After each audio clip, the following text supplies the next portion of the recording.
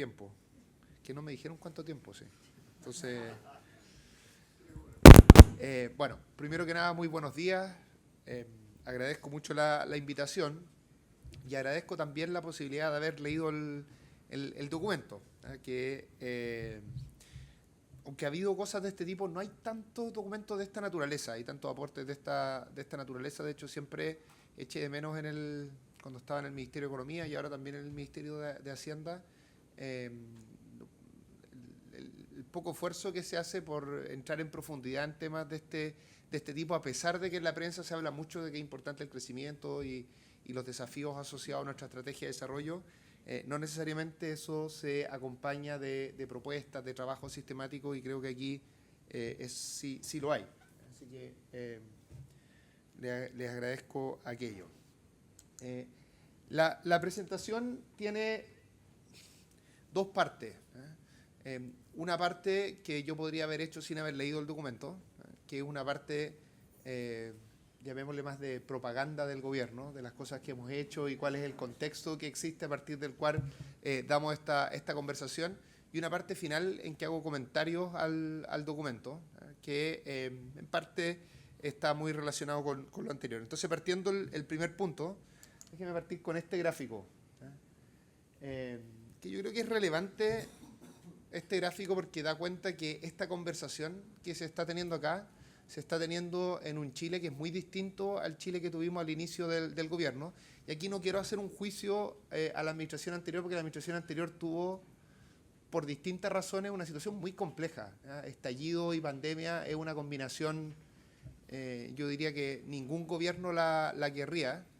Pero cuando uno ve las condiciones macroeconómicas con las que está terminando esta administración y las condiciones macroeconómicas con las que nosotros iniciamos, hay una diferencia muy importante, y eso es lo que tiene ese gráfico. En rojo, mientras uno está más cerca del punto cero, es que está mejor, ¿no es cierto? Y en rojo es como estamos ahora, y en azul es como estábamos en distintos temas antes, ¿no es cierto? Temas que tienen que ver con nuestra situación externa, deuda bruta, el crecimiento de la deuda bruta, inflación, tasa política monetaria, tanto al inicio como cómo se proyectaba esa tasa futuro, y el índice de incertidumbre económica. Muchas veces se olvida, cuando se hace el análisis de la evolución de crecimiento durante esta administración, que nosotros llegamos en una situación que es la más compleja que uno puede llegar en cierto sentido, que es cuando el año anterior, insisto, por buenas razones a mi juicio, se ha gastado mucho, se ha crecido mucho y la economía está totalmente desbalanceada, y entonces uno tiene que estar los 2 primeros años enfriando la economía. Y solo después con posibilidad de crecer con más ritmo. Y eso normalmente lo esconden los promedios. Entonces voy a comentar las dos agendas que nosotros buscamos hacer durante esta administración: ordenar la macroeconomía y las reformas por crecimiento. Yo diría que lo primero es más bien condición necesaria de la conversación que aquí nos convoca. De hecho, no está presente en el documento, cuestión que me parece bien, porque se asume que es una condición de inicio, digamos.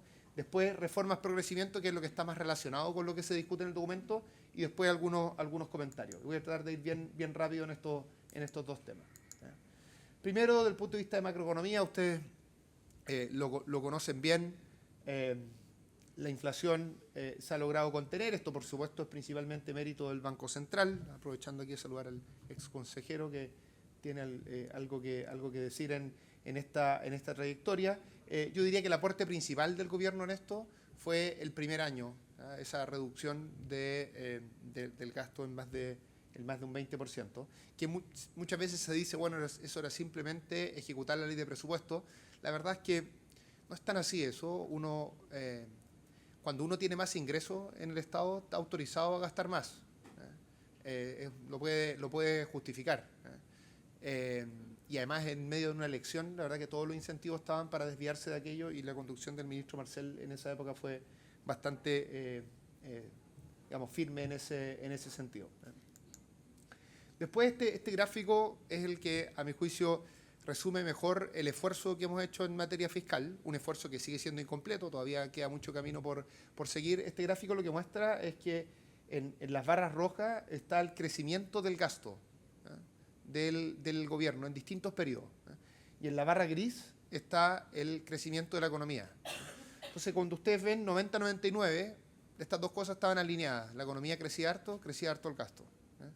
Lo que empezó a pasar después es que seguimos aumentando el gasto como si estuviéramos creciendo de acuerdo a los 90. Y la economía dejó de crecer como estábamos creciendo a los 90. Poco a poco, de manera bastante monótona, fue bajando su crecimiento y nos demoramos mucho tiempo, y esto le suele pasar a la economía, a la familia, a todas las personas que muchas veces siguen actuando como si la situación fuera la de antaño, ¿no?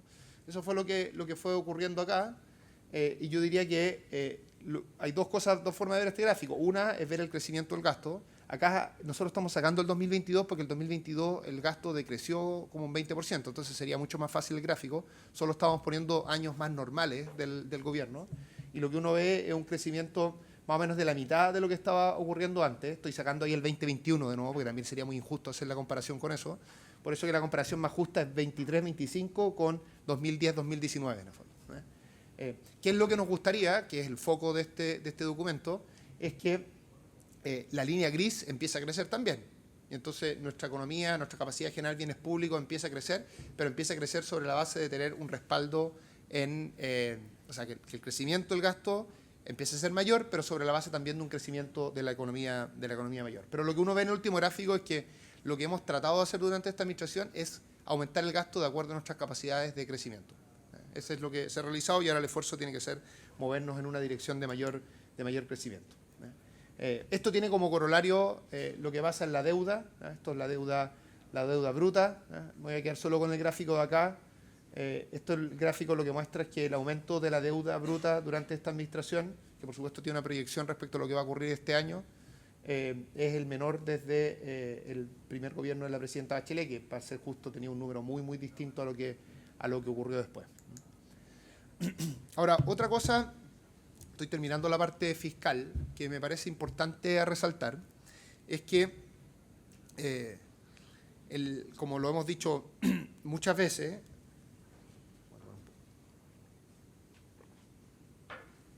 nosotros, el 2024 tuvimos un año donde donde estuvimos más lejos de la meta de balance estructural. La meta era 1,9 y el resultado fue 3,3. Es decir, un desvío muy grande.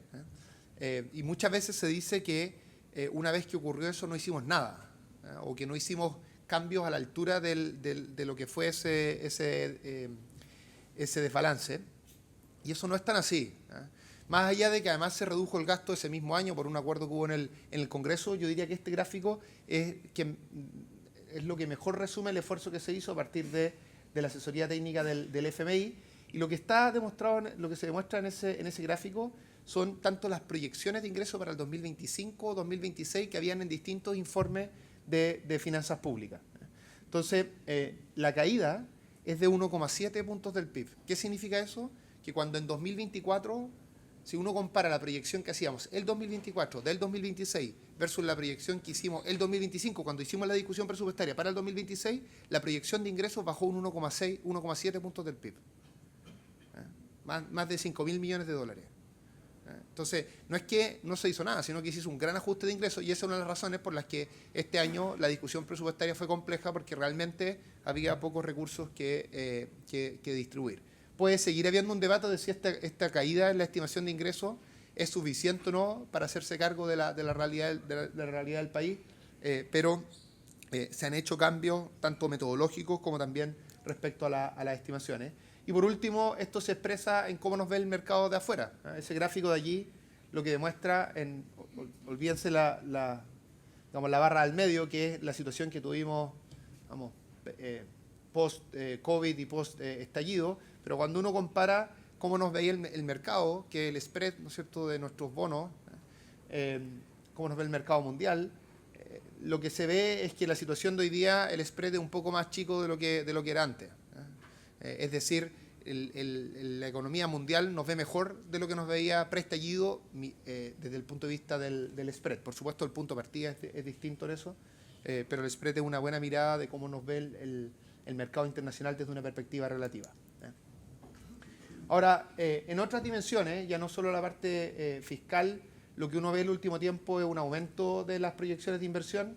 la proyección de este año 5,5%. Nosotros creemos que eso incluso puede ser un poco mejor, dado los últimos datos que se están viendo, y además es de crecimiento respecto al próximo año y también al año subsiguiente, después de que estuvimos los primeros años de gobierno en una situación bastante plana al respecto, que era uno de los dolores de cabeza más grandes que yo tenía en el Ministerio de Economía, cómo podíamos aumentar la inversión.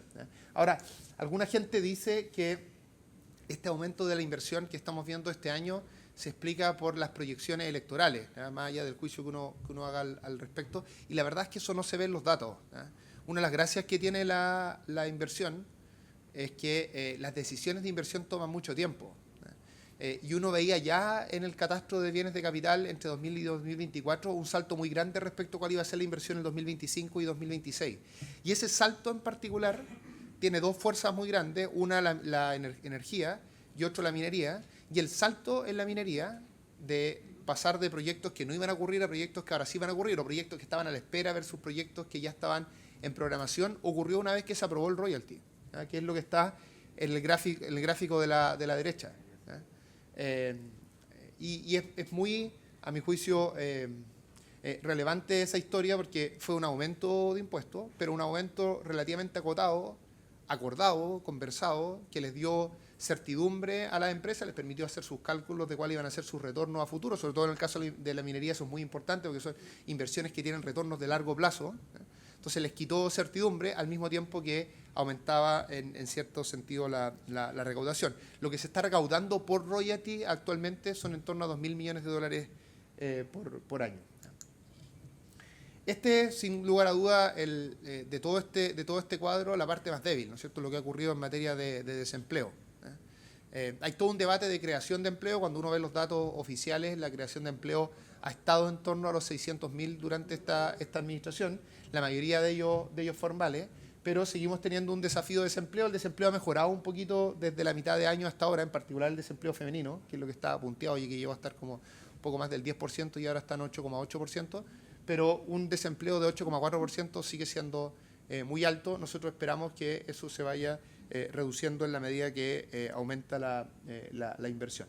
Ahora, ha habido también un debate muy importante respecto a que las explicaciones de este desempleo. Hay temas tecnológicos, temas del funcionamiento del mercado del trabajo. El gráfico de la derecha ayuda un poco a matizar esta idea de que el desempleo estaría dado principalmente por presiones salariales. Ahí ustedes pueden ver lo que ha ocurrido con el IMASEC, que es lo que está en azul, lo que ha ocurrido con los salarios reales, que es lo que está en verde, y lo que se ve es que los salarios reales cayeron mucho en algún momento.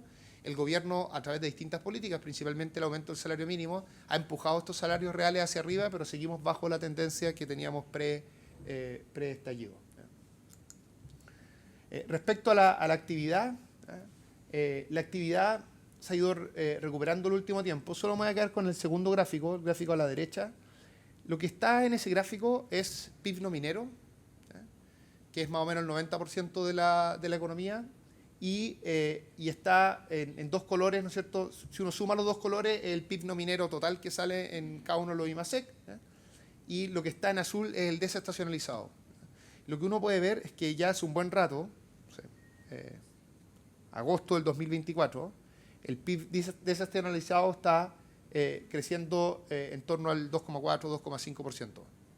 Y este gráfico también ayuda a quitarle un poco de relevancia a lo que uno ve mes a mes, porque ustedes ven toda la noticia, de repente el IMASEC es más alto, entonces sube mucho la expectativa, después bajo un mes y es como que estuviéramos súper mal. Y la verdad es que el desestacionalizado no minero ha estado parejo todo el tiempo, hace mucho rato.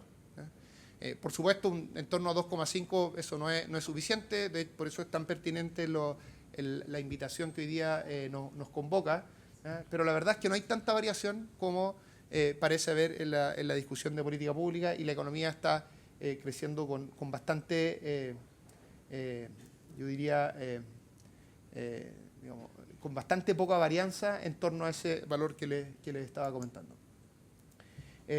En términos de crecimiento per cápita, el crecimiento per cápita ha sido más alto durante esta administración, más o menos el doble de lo que estábamos teniendo en la década anterior. Esto, por supuesto, tiene una dimensión demográfica relevante detrás, pero en última instancia es el crecimiento per cápita lo que es más relevante para las sociedades. Voy ahora a las reformas pro crecimiento que se han hecho durante esta administración. que es lo que está más cercano a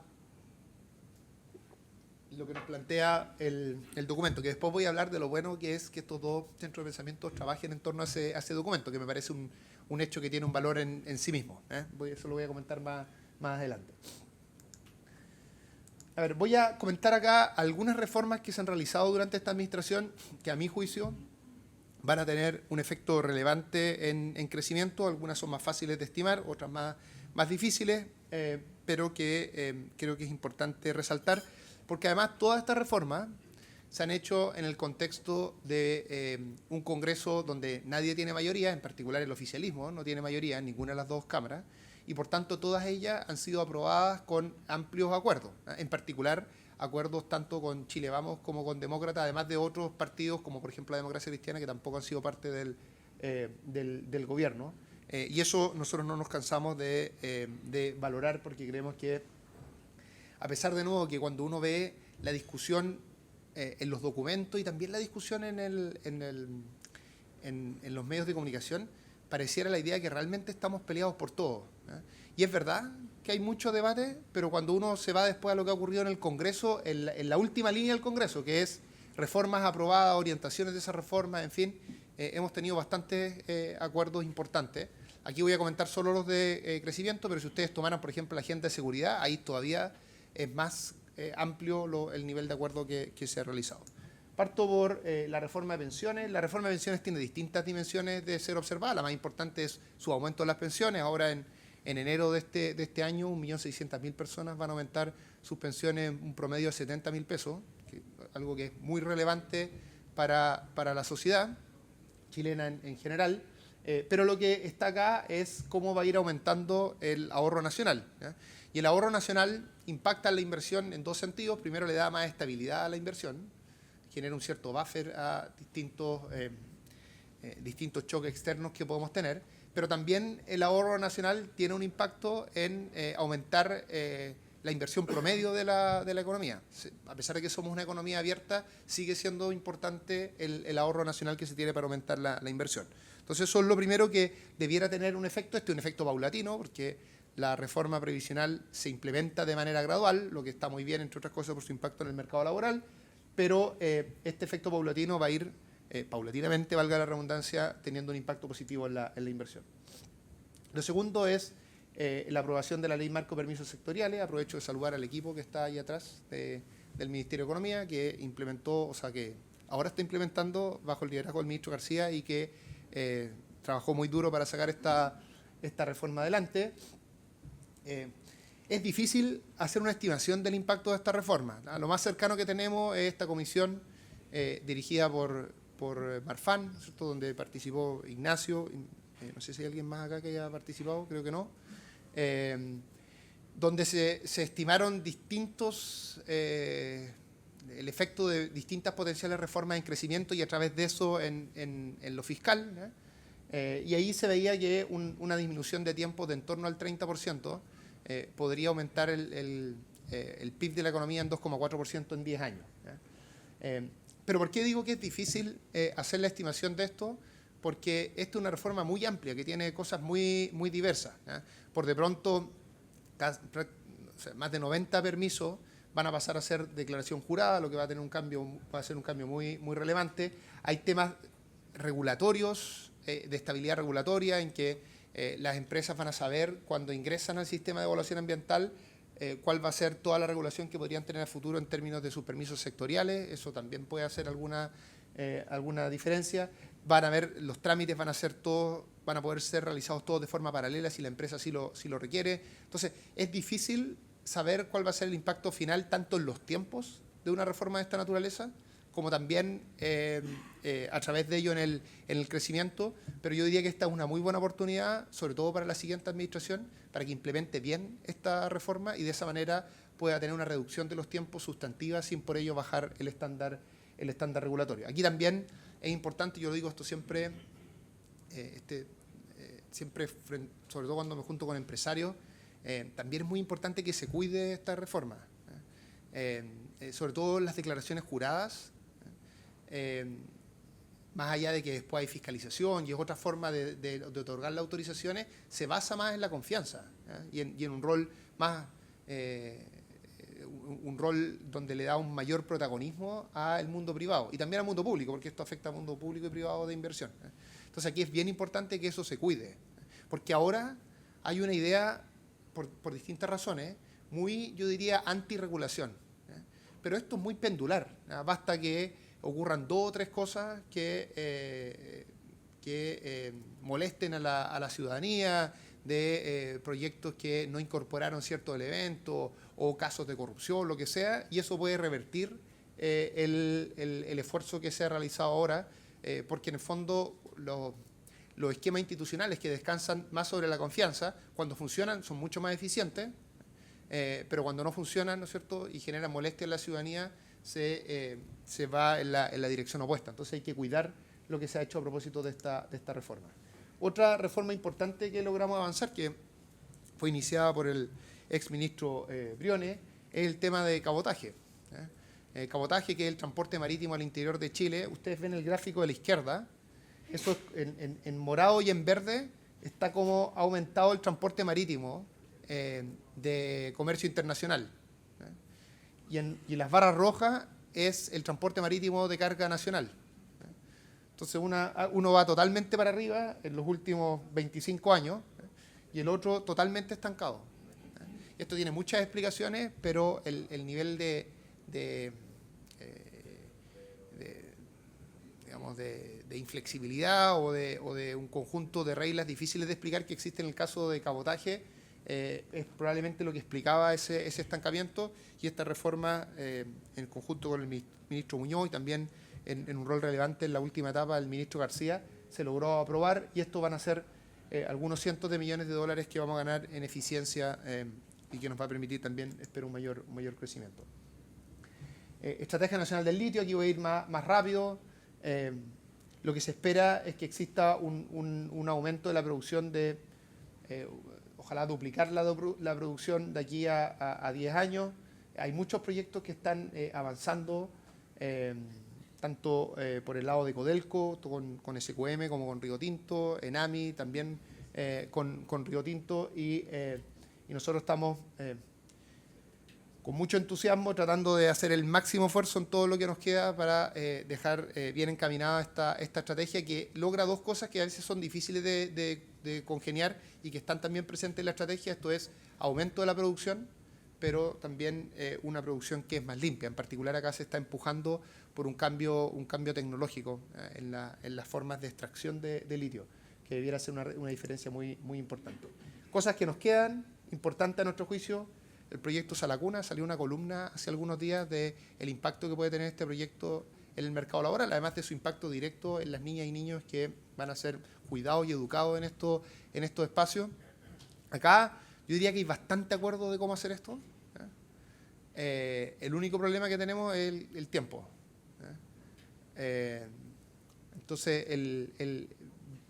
la instrucción que tenemos del presidente es que este es el proyecto más prioritario que nos queda en la administración, y hay un conjunto de ministerios trabajando por que esto salga, pero igual está todavía en primer trámite.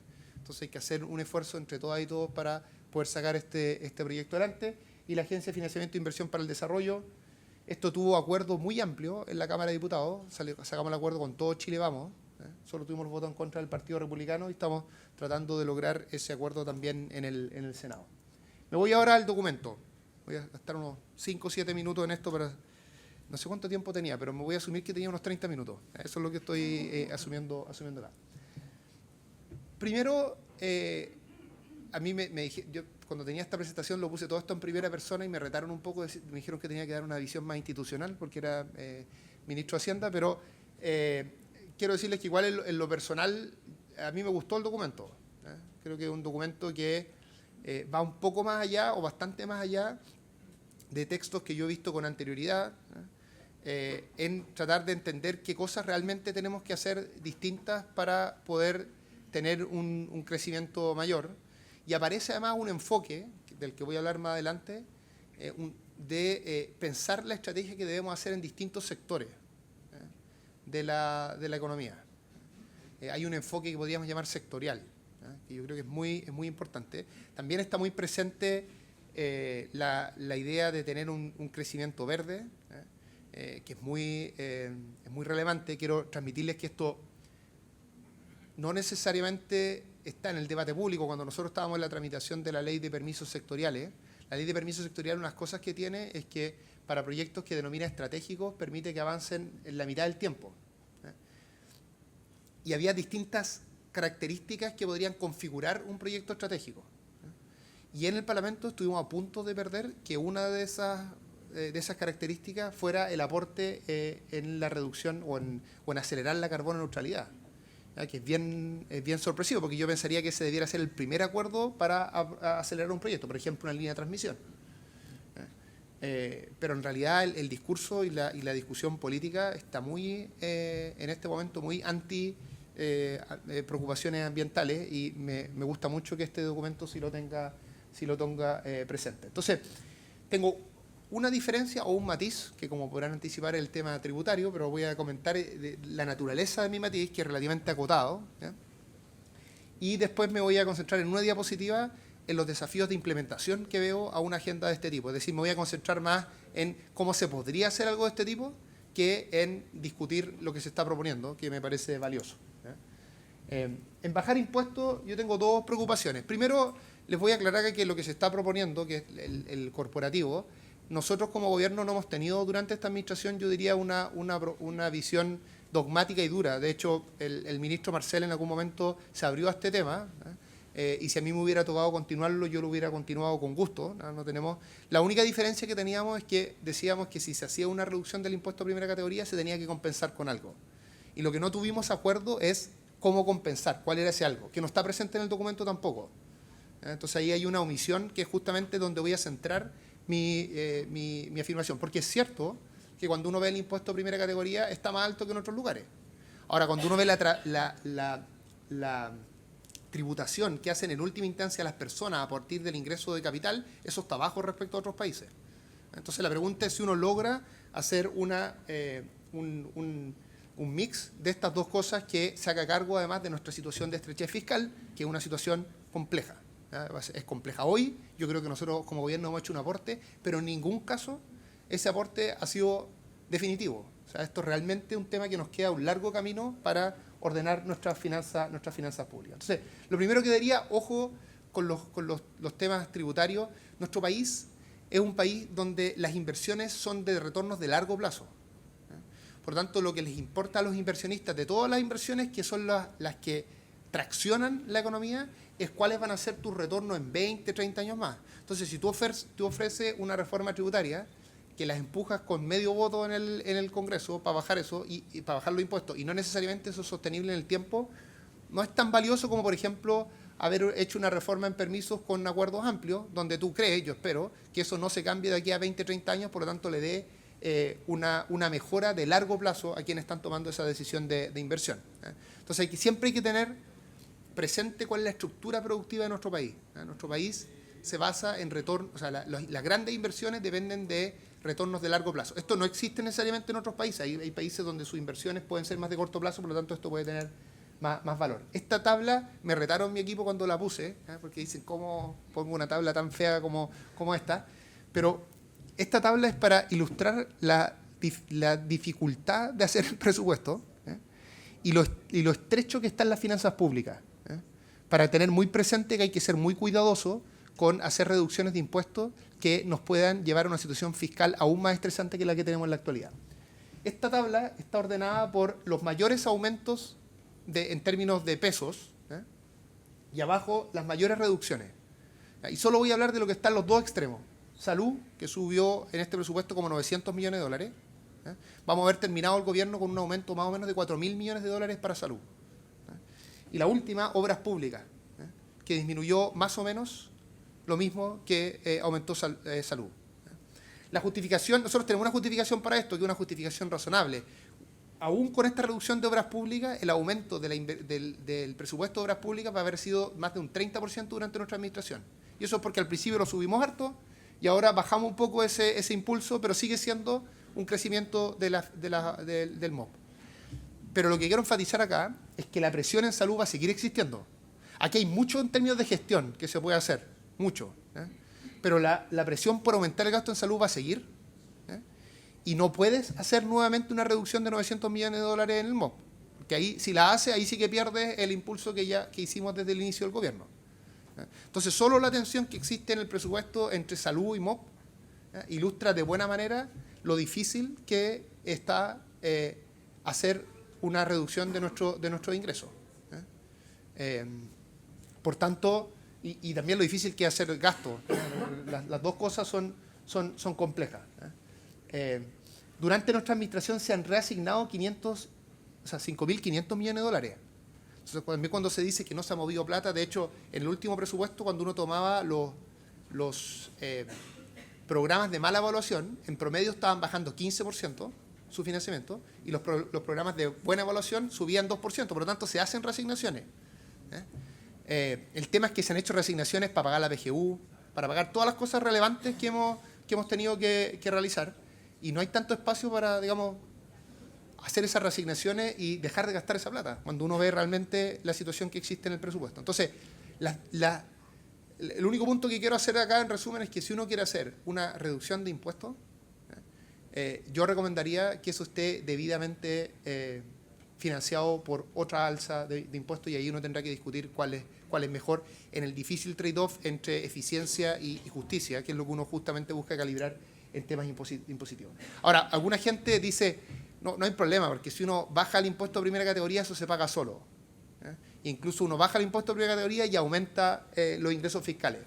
Este gráfico es una pregunta que se hizo por Chicago Booth Review, en que se les pregunta a distintos economistas estadounidenses y de otros países, pero que están en la academia estadounidense, donde toman todas las reformas tributarias que se han hecho en Estados Unidos desde el 1980 a la fecha,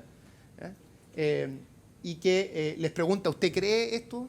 Que podemos bajar, algunas de estas reformas pudo haber bajado los impuestos y entonces que se pagara solo en términos fiscales, y casi nadie cree en eso.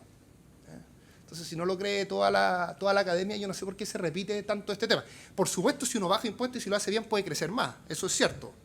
El tema es si ese mayor crecimiento más que compensa la caída en ingresos fiscales, eso en general la academia no lo considera así. Y por lo tanto, si hay una propuesta de ese tipo, hay que ver de dónde sale esa plata, para que no tengamos mayor estrechez fiscal. No voy a saltar esto, pero estamos... solo voy a comentar esta minuta, esto lo hablaba harto con el exministro Llobet, para decir que uno de los proyectos que yo estoy tramitando ahora es una reducción de impuestos. Pero en un caso específico, porque realmente creo que en este caso, o creemos que en este caso, que no voy a dar detalles de cómo funciona este diseño, esta industria sí se está jugando el existir o no existir. Y cuando una industria se está jugando el existir o no existir, de repente bajar los impuestos crea esa industria donde no la tendríamos, y ahí realmente ocurre que una reducción de impuestos aumenta el PIB. Por lo tanto, no es que yo crea que eso nunca pasa. Lo que sí creo es que en promedio en la economía, si uno hace una reforma gruesa de reducción de impuestos, y también lo creen la mayoría de los economistas del mundo, no ocurre que aumenten los ingresos fiscales. Entonces, esto también lo pongo para mostrar que no tenemos nosotros una postura dogmática, sino que hay que ver en el fondo caso a caso lo que uno puede realizar.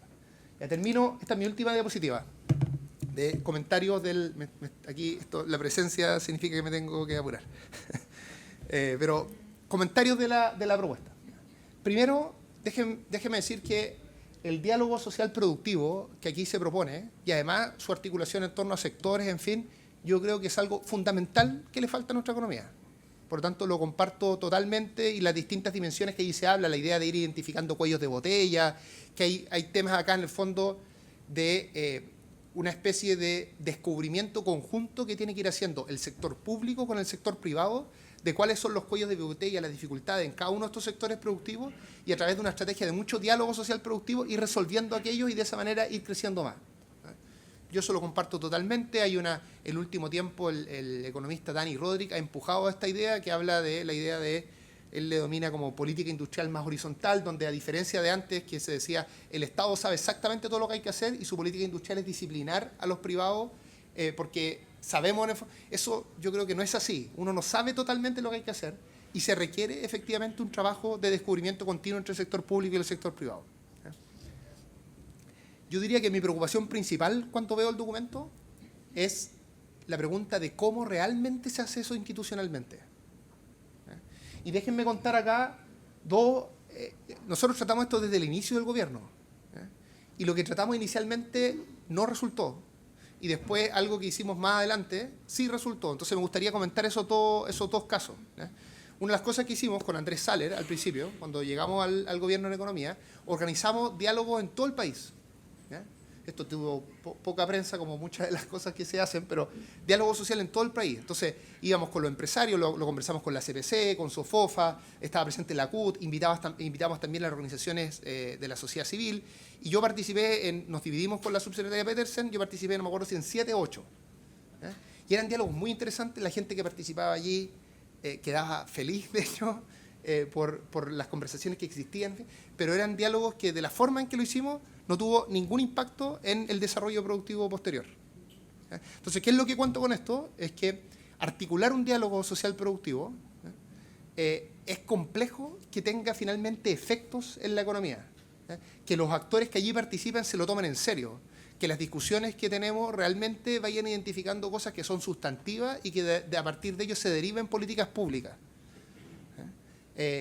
Entonces, a partir de la experiencia concreta, creo que uno de los grandes riesgos que tiene este documento es plantear esto como palabras de buena crianza, en el fondo, pero que después cueste traducirlo en un diálogo concreto que tenga efectos sustantivos. Las cosas que nos funcionaron más, me gustaría dar 2 ejemplos. Uno, lo que hemos hecho en Magallanes, con los desarrolladores de hidrógeno verde. Allí hemos hecho exactamente lo que está planteado en el documento, pero es una escala en un solo lugar. ¿Qué hemos hecho ahí?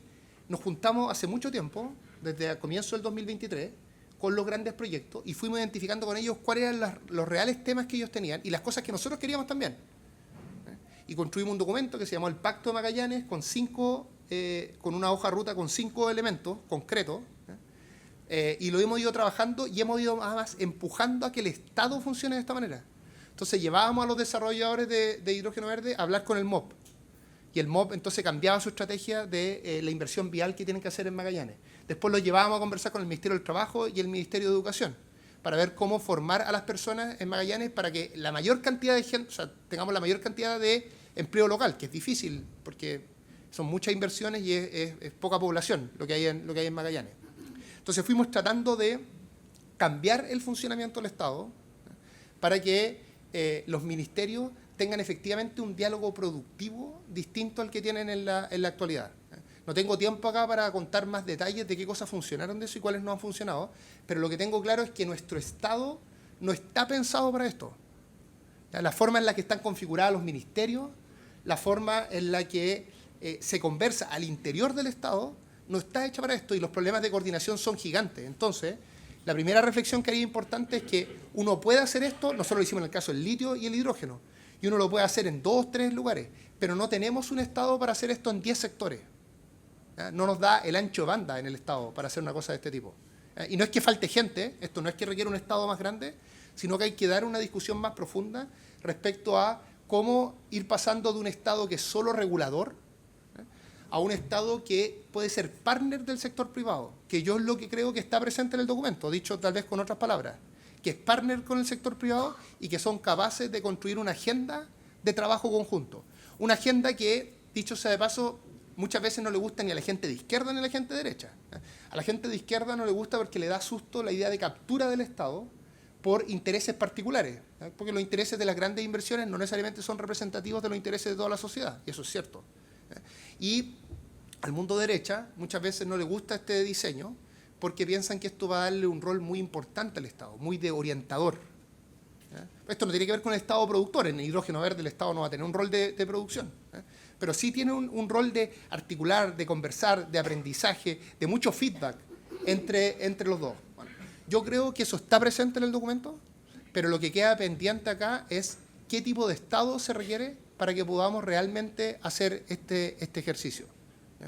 Y termino con lo último. La experiencia que hemos tenido en el Biobío también es interesante porque en esa experiencia hemos planteado, hemos realizado lo que está en el documento, que es articulación entre sindicatos, gremios empresariales y algo de sociedad civil. La sociedad civil es lo que está menos presente, yo diría, en ese ejercicio.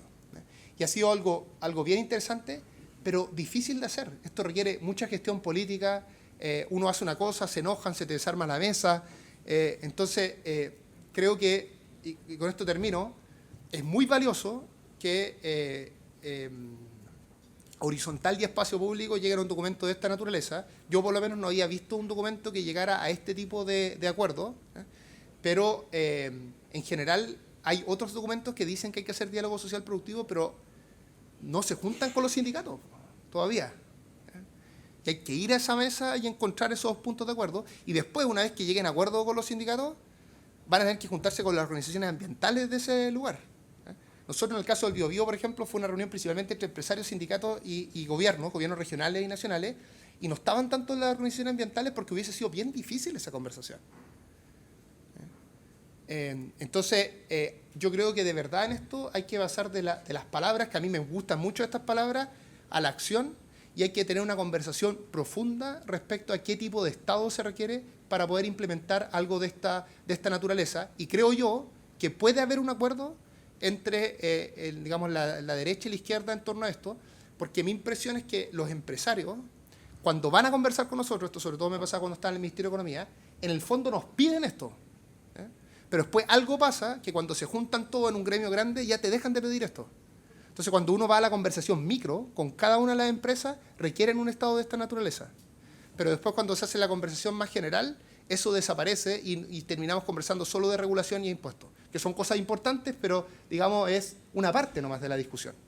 No es toda la discusión. Entonces, en resumen, me pasé 11 minutos, pero en resumen, valoro mucho el documento. Ojalá que de este documento se puedan derivar otras conversaciones y podamos tener, a partir de ello, un debate más profundo respecto a qué tipo de Estado se requiere para implementar lo que el documento plantea. Muchas gracias.